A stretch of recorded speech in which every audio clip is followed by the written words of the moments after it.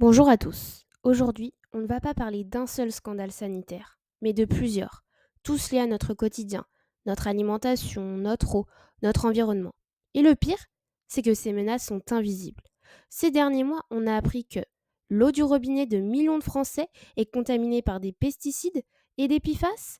Des études révèlent un lien possible entre cancer pédiatrique et zones agricoles surtraitées, qu'il y aurait aussi du cadmium, un métal lourd toxique présent dans notre alimentation. Il y aurait aussi de l'hexane, un solvant neurotoxique qui serait présent dans notre alimentation. Et il y aurait même des microplastiques retrouvés dans le cerveau humain. C'est trop? Oui, mais ce n'est pas une fatalité. Dans cette vidéo, on va comprendre ce que cachent ces scandales et surtout parler des solutions concrètes à mettre en place chez soi ou collectivement. En effet, ce que font les médias, c'est nous décrire les scandales, sans vraiment nous dire comment réagir, sans nous donner les clés pour nous protéger. Tu veux passer du constat à l'action? Alors, c'est parti. Donc on a eu un premier scandale avec l'entreprise Nestlé, dont les bouteilles en plastique contenaient de l'eau contaminée. Et ensuite, on a eu un scandale avec une pollution de l'eau du robinet. Donc elle serait polluée par les PFAS, les métabolites de pesticides, mais aussi par les microparticules de plastique. Donc aujourd'hui, les Français ne savent pas quoi choisir entre les bouteilles en plastique qui sont polluées au plastique et on ne sait pas vraiment la qualité qu'on boit, et l'eau du robinet qui contient plein de polluants. Donc moi, ce que je vais vous proposer, c'est des solutions de filtration. Si vous êtes intéressé, il y a les liens qui sont en bio. Je fais juste un rappel que ce n'est pas une collaboration commerciale. Donc je voulais faire juste un petit rappel, il y en a certains qui vendent les perles de céramique comme quoi ça pourrait être un filtre à eau, mais en fait ça enlève juste le chlore et en plus c'est vraiment un nid à bactéries, donc vraiment sur ça je vous le déconseille. Donc on a la gourde Oco qui peut être intéressant pour un système de filtration, donc c'est pas la filtration qui coûte hyper cher, on va dire c'est en entrée de gamme. Et c'est très efficace parce qu'à la base, cette gourde, elle a été créée pour lorsqu'on fait des trails ou qu'on est en randonnée et qu'on n'a pas d'eau à disposition. Et donc, c'est censé filtrer, par exemple, l'eau de la rivière, des flaques d'eau.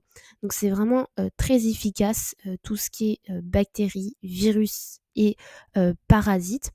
Après, en France, l'eau du robinet, elle est assez surveillée.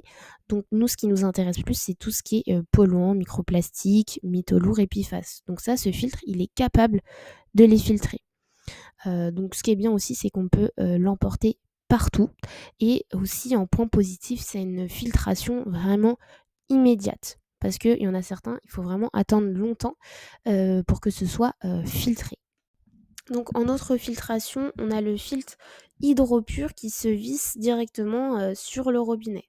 Donc dans les avantages, donc justement, c'est que ça se visse directement sur le robinet, donc il n'y a pas besoin qu'une personne vienne l'installer sous l'évier. Il y a plutôt un bon rapport qualité-prix, mais il faut quand même prendre en compte qu'il faut changer le filtre tous les 3 à 6 mois. Il y a une filtration assez efficace, donc métaux lourds, résidus de pesticides, microplastiques, PFAS. Euh, donc aussi, ce qui est très intéressant, c'est qu'on a aussi un petit levier pour choisir si l'eau passe ou non dans le filtre. Donc par exemple, ça permet d'éviter d'utiliser de l'eau filtrée pour laver sa vaisselle, parce que l'eau filtrée, ça a un intérêt uniquement pour l'eau qu'on boit. Et ça peut être donc très bien pour des personnes qui sont en location, par exemple, ou qui sont dans des petits logements. Dans les inconvénients, c'est que c'est quand même pas universel. Il y a certains robinets qui sont pas compatibles avec ce mode de filtration. On a un débit qui est réduit, mais franchement, par rapport au Berquet, c'est plutôt correct. On a quand même une filtration qui est limitée par rapport à des osmoseurs. Donc ça n'élimine pas les nitrates, les fluors, les virus et les bactéries ou tous les résidus médicamenteux. Ça a quand même une durée de vie limitée. Donc il y a une cartouche à changer tous les 3 à 6 mois selon l'usage. Donc il y a le filtre, Berkey qui est, assez connu. Donc il permet de filtrer les bactéries, les virus, les protozoaires.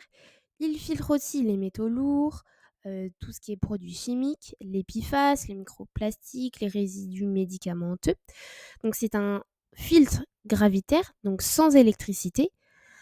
C'est sans pression, donc c'est idéal en cas de panne ou pour les zones hors réseau. Certains disent que le goût, il est amélioré. En avantage aussi, on a une grande autonomie parce qu'il y a une capacité de 8 à 22 litres selon les modèles. Ensuite, c'est un filtre longue durée, donc les Berkey peuvent filtrer jusqu'à 22 700 litres, soit plusieurs années d'utilisation. Et aussi, donc ce filtre peut filtrer de l'eau de pluie ou de rivière. Donc ça peut être utile en mode, survie, par exemple. C'est écologique, il y a pas, de bouteilles en plastique. C'est économique sur le long terme. Alors il faut savoir que, le coût au début, c'est très, très, très cher. Moi, en inconvénient, que je dirais qui est quand même assez important, c'est que, donc il y a la machine, qu'on achète qui est en inox et à l'intérieur, il y a des filtres. C'est des filtres qui sont très, très, très souvent, en rupture de stock.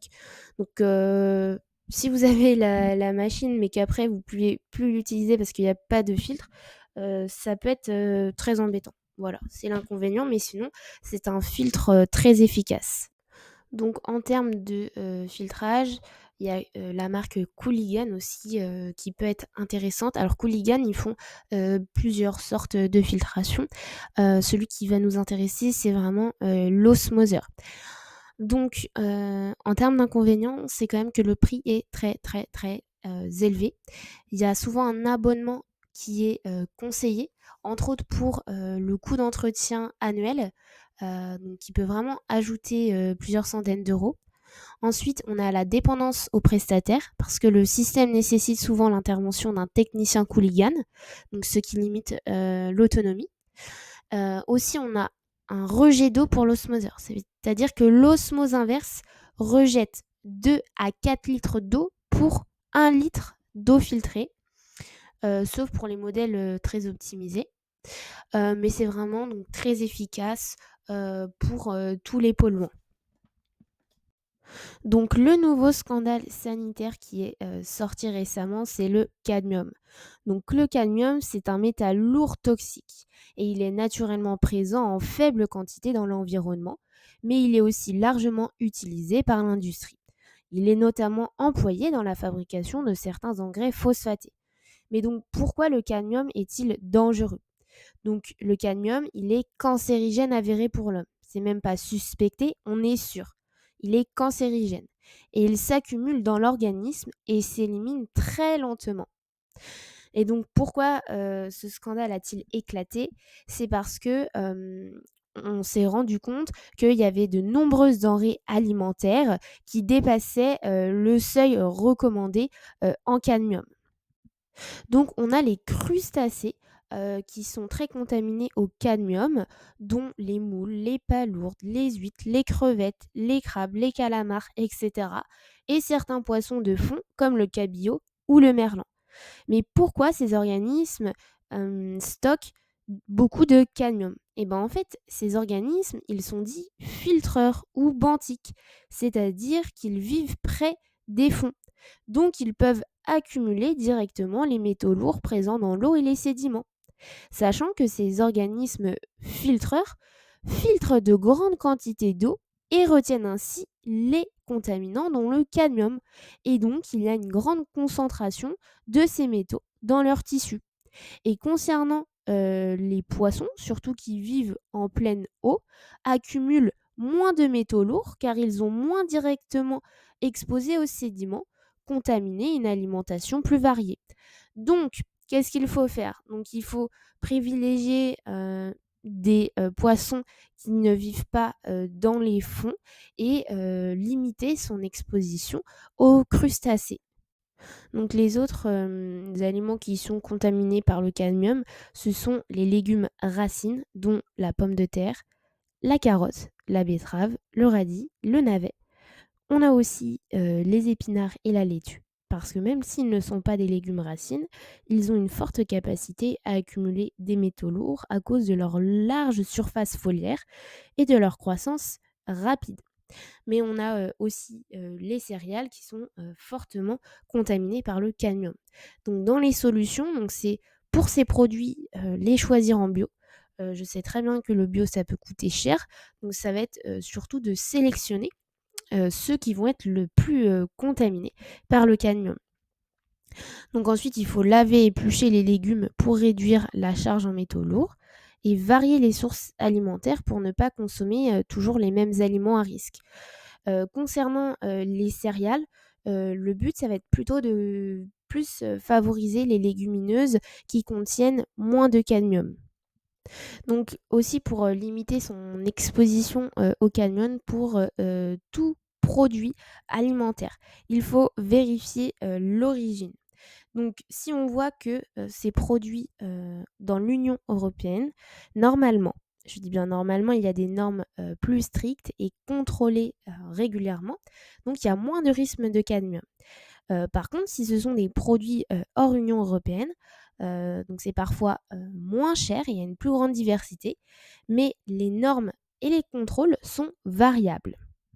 Donc ça, c'est beaucoup moins connu concernant la contamination au cadmium, mais c'est la présence de cadmium dans les émaux colorés utilisés dans certaines céramiques anciennes ou artisanales qui peuvent contenir du cadmium pour obtenir des teintes vives.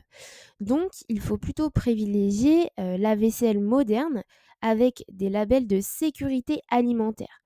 Donc, il faut éviter d'utiliser les céramiques anciennes pour la cuisson ou la consommation d'aliments, surtout acides, tomates, citrons. Donc, il faut plutôt utiliser, là, si on a de la vaisselle ancienne, uniquement pour la décoration. Et si vous tenez à garder de la vaisselle ancienne, il faut éviter le contact prolongé avec la nourriture et ne pas chauffer dans ces récipients. Donc, on a un scandale sanitaire aussi concernant les PFAS. Donc, les PFAS, on les appelle aussi les polluants éternels, car ils sont extrêmement stables. Ils ne se dégradent quasiment pas dans l'environnement ni dans le corps humain. Donc, pourquoi est-ce un scandale sanitaire? Donc, tout d'abord, ils sont partout. Les PFAS sont présents dans l'air, l'eau, les sols, le sang de la majorité des humains. Ils ont des effets graves sur la santé. Ils sont cancérigènes. Ce sont des perturbateurs endocriniens, entre autres de la thyroïde et de la fonction reproductrice. Il, il y a des troubles aussi du développement, une baisse de la fertilité et une baisse de l'immunité. Et ensuite, cette contamination est difficile à nettoyer. Les PFAS persistent des centaines d'années et leur élimination coûte très cher et est presque impossible à grande échelle. Et surtout aussi, ce scandale, il vient du fait que de nombreux industriels étaient au courant de certaines contaminations du fait de leur rejet. Donc les PFAS, ils ont des propriétés anti-adhésives aussi, c'est pour ça qu'il y a de nombreuses casseroles et poêles qui sont faites euh, avec des PFAS, mais le problème c'est que dès qu'ils sont rayés, ils vont relarguer des PFAS dans notre alimentation et on va les consommer et ce sont des polluants éternels qui ne sont pas vraiment éliminés par notre organisme. Donc l'alternative, c'est d'acheter des poêles en inox 1810, c'est vraiment la meilleure qualité. Et puis peut-être de garder une poêle avec un revêtement téflon pour faire par exemple des crêpes ou des œufs et de bien vérifier qu'elle n'est pas rayée. Donc, donc on retrouve les PFAS dans les cosmétiques waterproof, donc le mascara, ça peut être le fond de teint, mais plein d'autres cosmétiques. Donc le mieux, c'est d'utiliser des produits soit qui sont bio, d'origine végétale. Par contre, il faut quand même faire attention parce qu'il y a beaucoup de marques qui veulent se donner une image verte. Donc il faut éviter le greenwashing. Donc on peut utiliser l'application par exemple Incy Beauty. Donc vous prenez soit en photo votre cosmétique ou son code barre et il va vous donner la liste d'ingrédients et il va indiquer une note Et souvent, il y a des pénalités fortes lorsqu'il y a des perturbateurs endocriniens. Donc le mieux, c'est d'avoir la meilleure note qui va jusqu'à 20. Donc on retrouve des PFAS dans certains sols de parquet stratifiés. Donc les PFAS, en fait, ils sont utilisés comme agent de traitement pour améliorer la résistance aux taches et à l'humidité. Donc pour éviter c'est soit de prendre du parquet donc qui est en bois, soit de favoriser du carrelage et de vérifier aussi les écolabels. Donc on retrouve des PFAS dans certains sols de parquet stratifiés. Donc on retrouve des PFAS dans nos salles de bain avec les rideaux de douche qui sont en plastique, et les PFAS ont une propriété imperméabilisante, et donc on retrouve des PFAS dans ces rideaux. Donc le mieux, c'est de favoriser par exemple des portes de douche en verre ou une autre matière. Donc il y a un scandale sanitaire aussi, c'est qu'on suspecte l'augmentation des cancers infantiles à cause des pesticides. Donc on remarque qu'il y a des cancers infantiles plus importants, surtout dans les zones agricoles. Donc ces cancers, elles seraient liés à une exposition aux pesticides par différentes voies. Donc par voie aérienne, par contact avec le sol et les poussières, mais aussi par l'alimentation. Donc pour limiter son exposition aux pesticides, ça va être d'acheter au maximum du bio. Mais je vais apporter une nuance. C'est qu'en fait, il y a des listes qui sont publiées chaque année par l'Environmental Working Group, qui est une ONG américaine. Elle classe les fruits et légumes en fonction de leur taux de résidus de pesticides après lavage et pelage. Donc on a une liste qui est appelée la Dirty Dozen, donc les 12 saletés en français. Donc c'est une liste qui classe les fruits et légumes qui contiennent le plus de résidus de pesticides. Et donc, cette liste de 12 fruits et légumes, c'est conseillé de les acheter en bio. Et on a les Clean 15, qui sont les 15 propres en français, qui sont les fruits et légumes avec le moins de résidus. Donc c'est-à-dire que cette liste, on peut très bien les acheter en conventionnel. Il n'y aura pas vraiment de pesticides. Donc même si ces listes sont basées sur des données américaines, elles donnent une bonne indication globale car les cultures et les traitements sont comparables dans de nombreux pays européens. Donc pourquoi ces listes, elles sont utiles?